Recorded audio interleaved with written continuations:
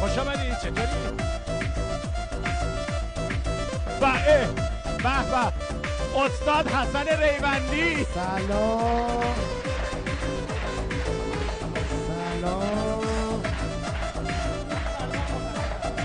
دروغ میگه ماچش کن. برو ویروس. دروغ میگه ماچش کن. دروغ میگه. بعضیا میگن سلام خودم اینجوری دست میدن. بگیم یه سلام علیکم کنم. آره سری که بعد به کارمون برسیم. مجید جون بفرمایید. مجید عاشقانی یک سلام عاشقانی و دوستانم اینجا. به نام خدا سلام عرض میکنم خدمت حضار محترم و همچنین دو تا مجری خوب برنامه، دوستای خوبم، حسن آقای عزیز و بیننده محترم شبکه تهران. خوش آمدید. موهات همین رنگیه یا ما رو فیلم کردی؟ نه واقعا همین رنگیه. شبکه 5 شده الان. شبکه 5 جدی. آره. شبکه 5 سیما. شبکه 5 سیما دارن یهو با لغت. حله بریم. اوکی. حسن آقا جونم. حسن آقا به نام خداوند جان و خرد که از این برتر اندیشه بر نگذرد. میکروفون من قطع شد. نه تو واحد سیار دارم. بینندگان عزیز شما صدای منو میشنوید؟ بله. نه شما رو نمیگم، بینندگان پای تلویزیون رو میگم. بله اینا هم پای تلویزیونن دیگه. حضار در صحنه صدای منو میشنوید؟ بینندگان شما رو نمیگم، حضار در صحنه رو میگم. عجب گرفتاری شد نمیشم اینجا. اشکال یاد این داستانی افتادم که میگفت پای تلویزیون میشستیم بچه که بودیم. البته ایشون هنوزم بچه است چون کت بابا بزرگش پوشیده. این برای بزرگه بعد نمیاد اندازمه. آره. بابا تو رو خدا اون چهره نزدیک حسن رو نشون بدی. چه رخی ازت گرفته. مرد حساب تو از دورم شبیه کاریکاتوری به من داری. اینا ببینید حسن ادا در نمیاره ها. این ریختی هست. من شبیه آلن دلون هستم. جانم. شبیه هنرپیشه‌های هندی نیست که توی نقش خلاف و این چیزا هستن بعد آخر سرم دستشون به چیزی میرسه. یاد اون قصه افتادم که وقتی بچه بودیم پای تلویزیون میشستیم و مجری کودک میگفت که عزیزم شما که خیلی نزدیک تلویزیون نشستی برو عقب. گاهی اوقات دیده شد که میرفت تو کوچه میشست از بس میرفت عقب. باورش میشد که با این داره صحبت میکنه. اما در کل دوست دارم. زنده باش. من برای چی اومدم اینجا؟ شما نمیدونم. میخوای کاری نداری برو. من کاری نداشتم. اون آقایی که اونجا بود به زور گفت کچله کی بود؟ اون هر کی در میاد میفرستن تو. یارو اومد گفت بابا من اومدم آزادی فلافل بخورم. آوردنش تو مهمون. کچل گفتی ازن؟ یه آقایی بود اونجا یه جوری میگه کچل انگار خودش تا دم کمرش پشت مو داره. من سرم به مو حساسه. میدونستید که آقای ریوندی معلم بودن توی سبزوار و نوازنده سبزوار فکر می‌کنم. درس می‌خوندید؟ کجا درس میدادید؟ اون زمانی که ما مدرسه می‌رفتیم شما مکتب می‌رفتین چون سنت به این چیزا قد نمیده. نمیده واقعا. متولد چندی؟ هزاری؟ من زاده مکتب عشقم. با شروع کرد. سیب دستشو ببین. این سیب چیه علتش تو دست شما؟ نه واقعا. علت اون میکروفون تو دست شما چیه؟ چه ربطی داشت الان؟ به مرحوم حسین پناهی گفتن تو چرا اینجوری صحبت می‌کنی؟ گفت 1000 سال بعد میفهمید. شاید هم شما 1000 سال بعد. خدای منو وردار رو زمین. نه. لا یامین. خدایا منو از دست این راحت کن. واقعا بهتون تبریک میگم که تونستید چند ساعت بنشینید پای برنامه جناب آقایون پتومت. قربونتون برم. والله کار کرد دستمون برمیاد. گفت به سلامتی پتومت که دنیا رو خراب میکنن ولی رفاقتشون رو خراب نمیکنن. ما مخلص آقا هومن هستیم. من نوکر شما قربان. من چاکر شما قربان. زمین رو دارم لهش کنم این وسط. خوبه اینقدر دیگه به هم نور قرض ندیم. مردم حالشون به هم میخوره از اینجور کارا. همدیگه رو خراب نمیکنن. من مثلا سیبو خراب کنی تو دسته. کجایی؟ مردم حالشون به هم میخوره از این چیزا؟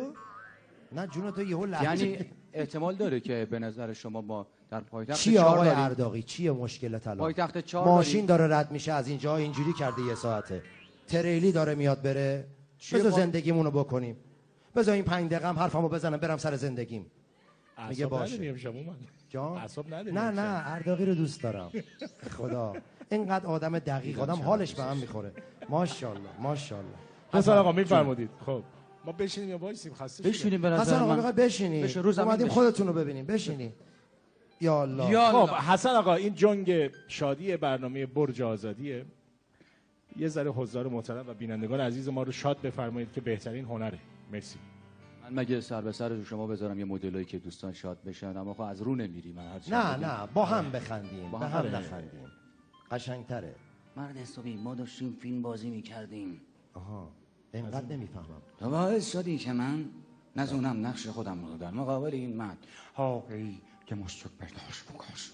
چهره داغون تو من رو یاد یکی از امپراتوران روم باستان می‌اندازد. زنده باش.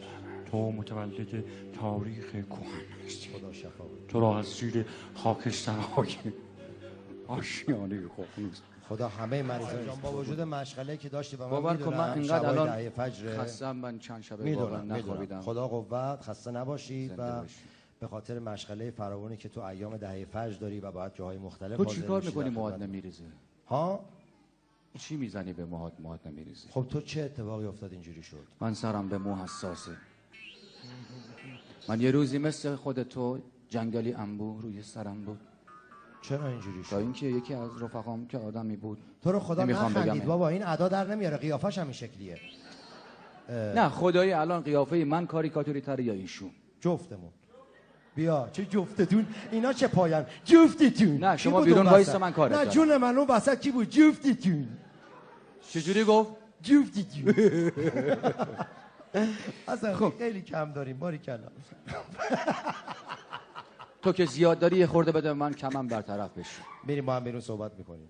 بریم سراغ مجیدم نشسته اینجا هیچی نگو. مجید عزیز، مجید واقعا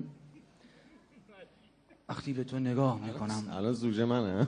نه چه حرفیه؟ نه اصلا داره فکر میکنه. اصلا هر چی دوست داری بگو، اینا رو فکر کن اینا نیست. من واقعا با تو کل نمیکنم. با من کل نمیکنم. فقط من میتونه این کارو بکنه. من کلم، تو که کل نیستی که. کاری ندارم با منم حسن رو دوست دارم به خدا. من گلا رو دوست دارم، بچه‌ها رو دوست دارم، حسن رو دوست دارم، همه رو دوست دارم. منم دیوونه‌ها رو دوست دارم. گفتم دستیات سر به سرشون نذاری والله.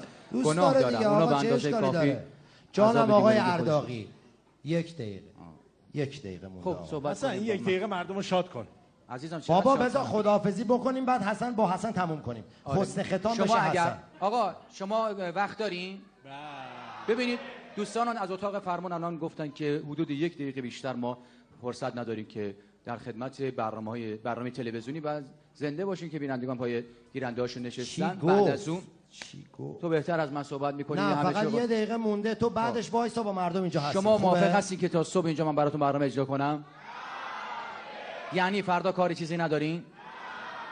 خب خیلی خوشحال هستم، باید یه انسان الاف من امشب اینجا روبرو هستم. والا ما فردا کار داریم. یه چیز دیگه هم میشه گفت، تا حالا این همه آدم بیکار رو یه جا ندیده بودیم. آرش باید خداحافظی کنیم.